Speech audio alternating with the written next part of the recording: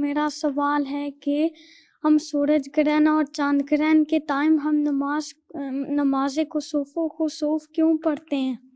اس لیے کہ اللہ تعالیٰ نے روٹین کا نظام ہے اس میں تبدیلی کی ہے. اس پہ آن صلی اللہ علیہ وسلم نے فرمایا کہ اللہ تعالیٰ کا خوف دل میں پیدا ہونا چاہیے، اس وقت نماز پڑھنی چاہیے، کیونکہ قیامت کے دن بھی سارا نظام درم برم ہو جائے گا. تو ایک اس وقت پھر زندگی باقی نہیں رہے گی. خوف دل میں رکھتے ہوئے دعا کرنی چاہیے کہ اللہ تعالیٰ جو اس کے برے اثرات ہیں ان سے ہمیں بچا کے رکھے، اور آئندہ بھی اللہ تعالیٰ ہمیں یاد رہے. اللہ تعالیٰ کو یاد رکھنے کے لیے اور اس کے بد اثرات سے بچنے کے لیے، کیونکہ سورج گرہن کے بھی بعض برے اثرات پیدا ہوتے ہیں زندگی میں.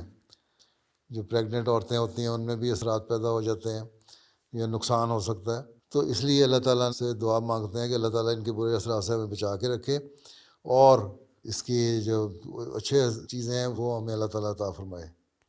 ٹھیک ہے، کیونکہ ایک چینج آتا ہے نا اس روٹین کے ہٹنے سے. جب بھی کوئی چینج آئے تو اللہ تعالیٰ کا خوف دل میں پیدا ہونا چاہیے. عام وسلم تو جب بارش ہوتی تھی، بادل آتے تھے تب بھی، اور جب بجلی کڑکتی تھی اس وقت بھی استغفار پڑھا کرتے تھے اور دعا مانگا کرتے تھے کہ اس کے برے اثرات سے اللہ تعالیٰ بچا کے رکھے. کیونکہ قوموں پہ عذاب بارشوں اور بادلوں کی وجہ سے بھی آیا ہے نا. اس لیے ہمیں اللہ تعالیٰ کا خوف دل میں رکھتے ہوئے ہمیشہ دعا کرنی چاہیے جب بھی کوئی تبدیلی پیدا ہو. ٹھیک ہے، چلو پھر اللہ حافظ.